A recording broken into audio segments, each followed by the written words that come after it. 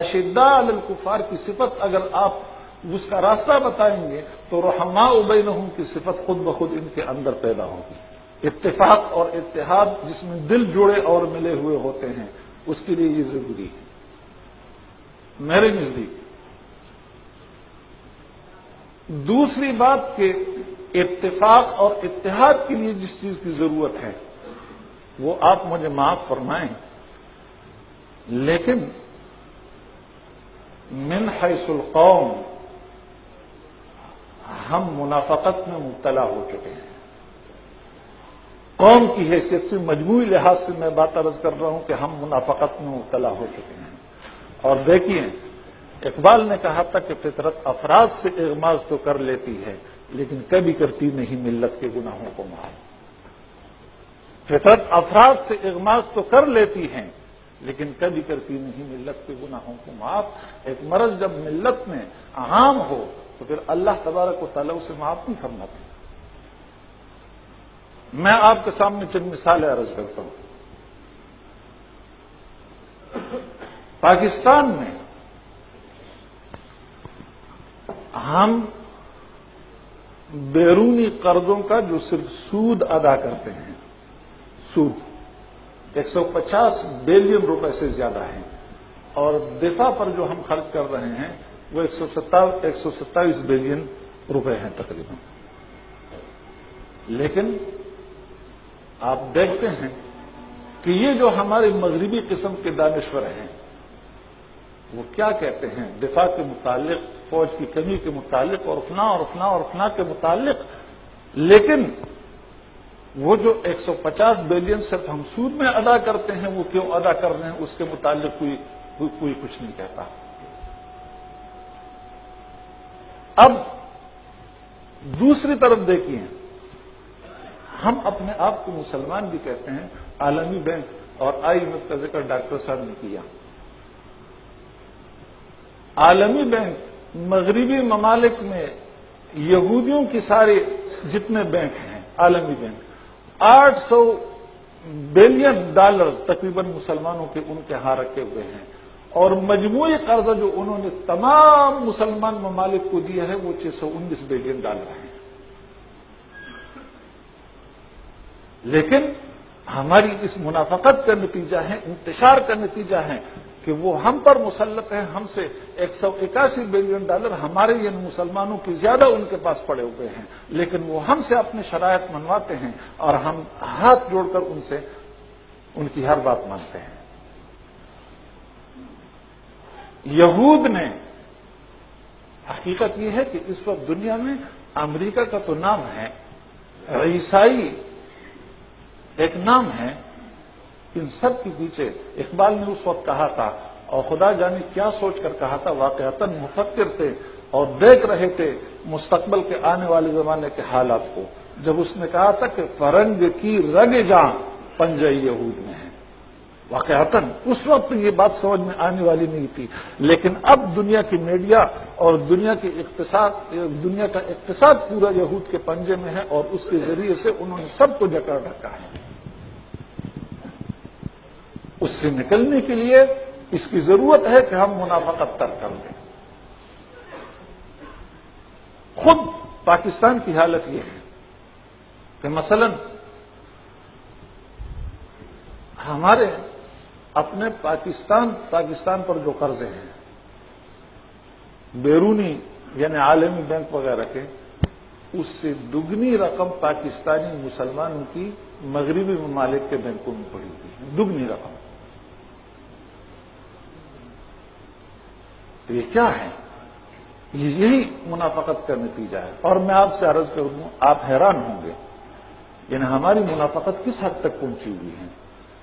یاسر عرفات صاحب جو ایک بہت بڑے فلسطینی آزادی کے چیمپئن اور پتہ نہیں کیا کیا ہے، تنظیم آزادی فلسطین کے تقریباً 7 بلین ڈالر یہودیوں کے بینکوں میں پڑے ہوئے ہیں، 7 بلین ڈالر۔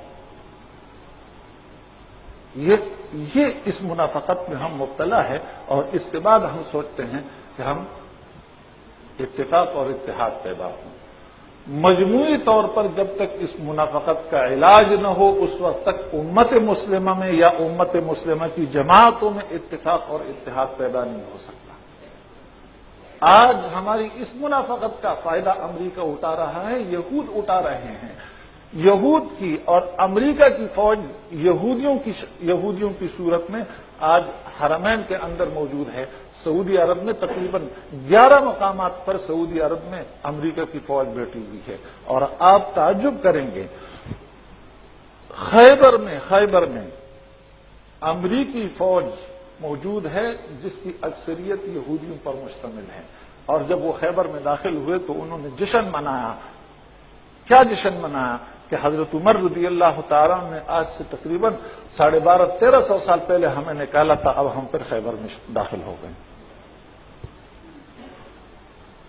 1300 سال کے بعد ان کی فوجیں پھر حرمین کے اندر موجود ہیں، اور کیا وہ مسلمان کی حفاظت کے لیے مسلمانوں کی یا حرمین کی حفاظت کے لیے وہاں آئے ہیں؟ نہیں۔ آپ جانتے ہیں امریکی برملا اس کا اظہار کرتے ہیں کہ ہمارا مفاد اور ہمارا مستقبل اس پیٹرول سے وابستہ ہے۔ آپ کو پتا ہے 1975 میں ایک بیرل وہ $45 کا خریدتے تھے، اور آج 1990 میں $10 کا خرید رہے ہیں۔ دنیا میں آپ مجھے وہ چیز بتا دیں کہ 20-25 سال گزرنے کے بعد اس کی قیمتیں دگنی یا تگنی نہ ہوئی ہو۔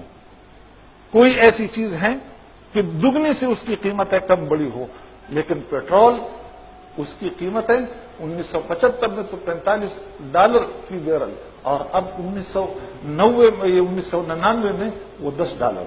یہ کیوں؟ مسلمانوں کی ملکیت ہے، اور اسی ڈاکے کے لیے امریکہ کی فوجیں، وہ صدام کے لیے نہیں، صدام تو ان کا موہرا ہے۔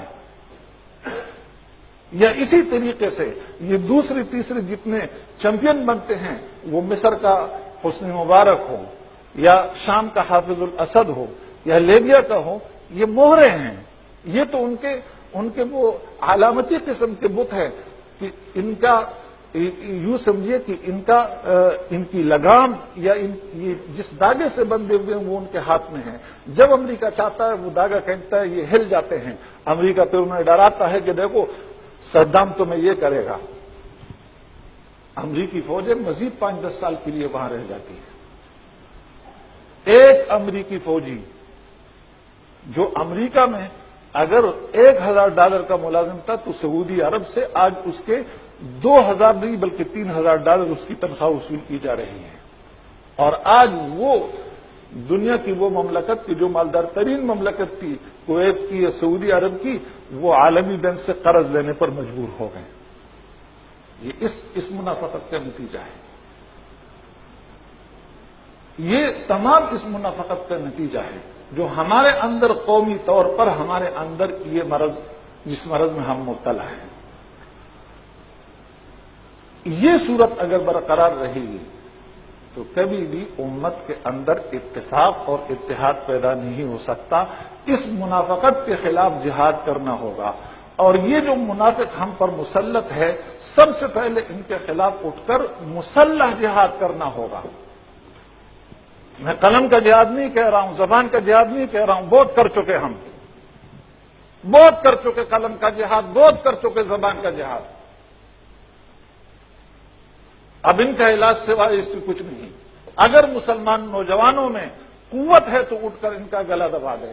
یہ سروں کی فصل پک چکی ہے اور یہ گرنے کے لیے تیار ہے۔ اگر اس کی قوت ہے تو آپ اٹھ جائیے، آنے والا مستقبل آپ کا ہے، وہ آپ کا قدم چومنے کے لیے تیار ہے۔ اگر یہ قوت نہیں ہے، مسلح جہاد کا نام نہیں لیتے، تو میرے بھائی کچھ بھی نہیں ہوگا، کچھ بھی نہیں ہوگا۔ اب ہمارے ڈاکٹر صاحب کے پروفیسر صاحب کی بات چل رہی تھی الیکشن پر اور فلاں پر، میں اس میں پڑھنا نہیں چاہتا، لیکن عرض کرتا ہوں کہ پارلیمانی جمہوریت، اس کو آپ چاہے اسلامی جمہوریت کا نام دے دیں، چاہے قرآنی جمہوریت کا نام دے دیں، لیکن بطول اقبال جمہوریت ایک طرز حکومت ہے کہ جس میں بندوں کو گنا کرتے ہیں، تولا نہیں کرتے، اس میں گنے جاتے ہیں لوگ، اس کے ذریعے سے یہی کچھ ہوگا جو ہو رہا ہے. اور پروفیسر صاحب سے بہت ادب کے ساتھ میں عرض کرتا ہوں، اگر ان وڈیروں کو، ان جاگیرداروں کو یہ محسوس ہو کہ جماعت اسلامی کے ذریعے سے ہم اقتدار کے دروازے تک پہنچ سکتے ہیں، خدا کی قسم یہ کل آپ کے دروازے پر کھڑے ہوں گے. یہ کل آپ کے دروازے پر کھڑے ہوں گے.